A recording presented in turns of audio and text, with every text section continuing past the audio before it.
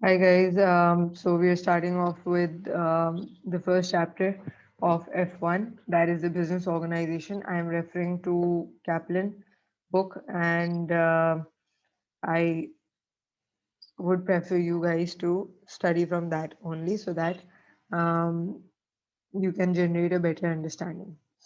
Now, the first chapter is the business organization.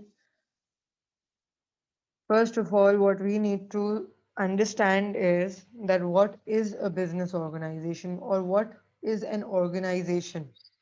An organization is any area or any place that consists of three aspects. What are those three aspects?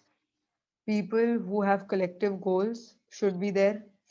Um, Other than that, there should be a premises. By premises, it could be any land, it could be a restaurant, it could be an office. Okay. And the performance is controlled. So, if these three aspects are being covered, then any place, any area is going to be called an organization. People in an organization come together um, because they have similar aims, they have similar objectives, they have similar goals that they want to achieve. And then they try to achieve them together while controlling each other's performance in order to make sure that they achieve their ultimate goal. Okay.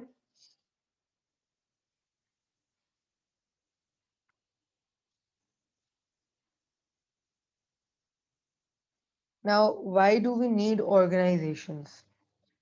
Obviously, nowadays, the situation is not such that each and every organization can produce whatever goods they want on their own and then they can barter it, right?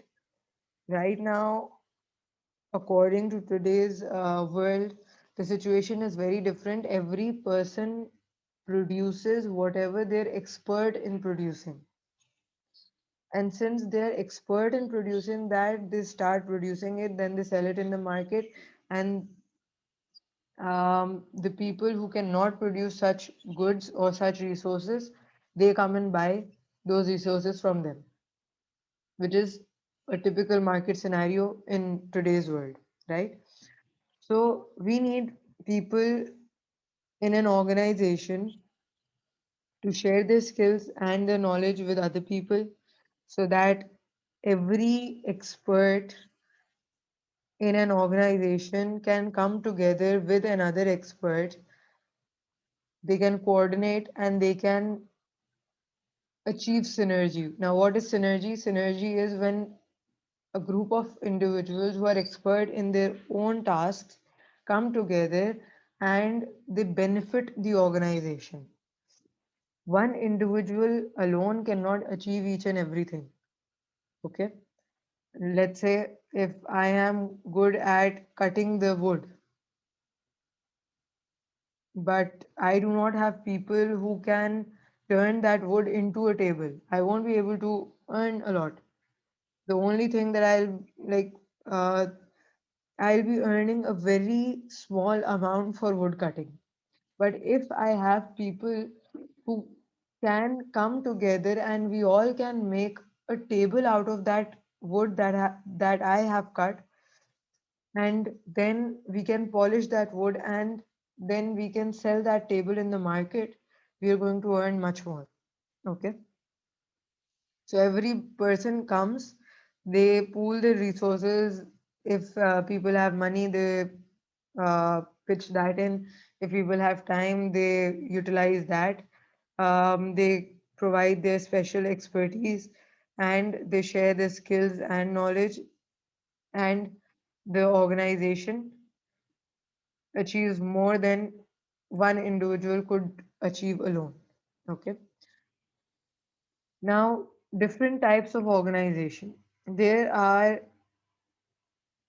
two major kinds of organizations, and then we have subdivisions of them. Two major kinds of organization means one is profit making and the other is not for profit organization. Commercial or profit making are same. Okay, their main objective is to maximize the wealth. They want to achieve more and more for their owners.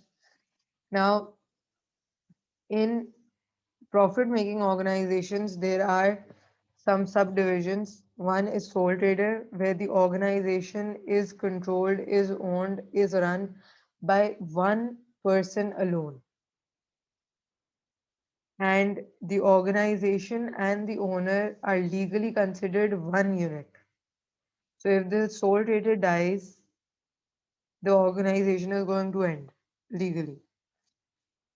Other than that, if um, the company is not able to pay back to the creditors who are creditors from whom we as a company have bought goods, okay, and we have not made payment to them. So if we still owe money to them as a business, but the business is not able to cover that money, so the owner is going to be personally liable to pay off the creditors, okay. Then partnership is an organization which is run by or controlled by or owned by two or more people.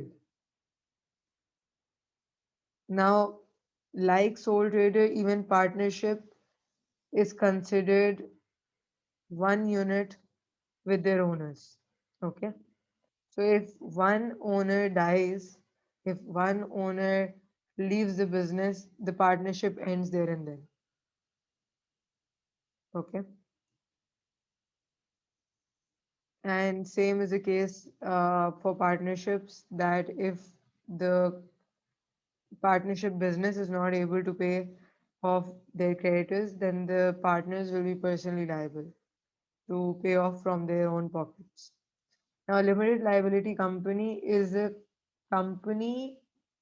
registered company basically. There are two subdivisions of it, but this is a registered company, and since it is a registered company, the owners and the company are considered two separate entities. They are not considered one like in sole trader and partnerships. They are considered two separate entities. So even if one of the owners of the company dies or leaves the business, the company is going to stand still. It is still going to be functional. Okay. Now there are two kinds of companies, private limited company and public limited company. Private limited company is the company which has LTD with it. That is limited. That is a short form of limited. Okay. So this business has smaller number of shareholders. Shareholders are the owners of the company. They buy the shares of the company, and in exchange for that, they pay an amount to the business, which the business invests into its operations. Now, these shareholders are percentage owners of the company. Why do I say percentage owners? Because they buy percentage shareholding of the company when they are buying shares. Okay. However, in private limited companies, the businesses are small.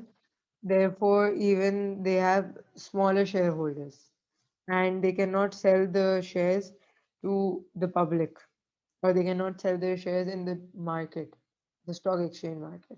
However, in public limited companies, these are much larger businesses, and they can sell their shares in the market to the investors who are amongst the general public, and even this is considered as a separate legal entity from its owners. Now, not-for-profit organization. Um, Not-for-profit organization does not have the aim of making profits. They do not maximize their profits. They do not aim to maximize their profits, even though they might achieve, um, a good amount of profit, but their main aim is to provide services in order to benefit the people living in the society. Okay. Public sector versus private sector. Now, public sector organizations are those organizations that are owned and controlled by the government. And private sector organizations are those organizations which we have studied, such as sole trader partnership, uh, private limited company, public limited company. These are all private sector organizations, unless it is mentioned that either of them is a public sector organization. Do not confuse yourself with private limited and private sector, or public limited and public sector. Okay, public sector organizations are different. Public limited companies are different. Public limited companies could be either private or public, but public sector organizations are public sector organizations only. They are controlled by government only. But public limited companies could be owned by private individuals or by government organization. Okay.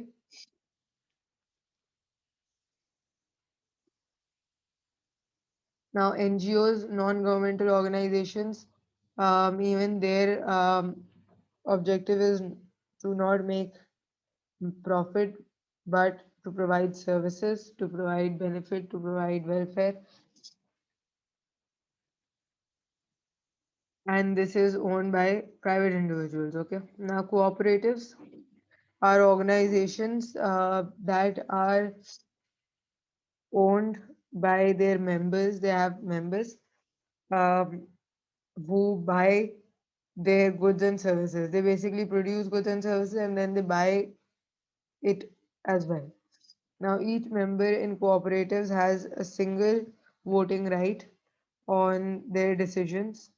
Um, this differs from the companies, because in companies, the shareholders get one vote for each share that they own. But in cooperatives, they only get one vote for, it does not matter how many shares do they own.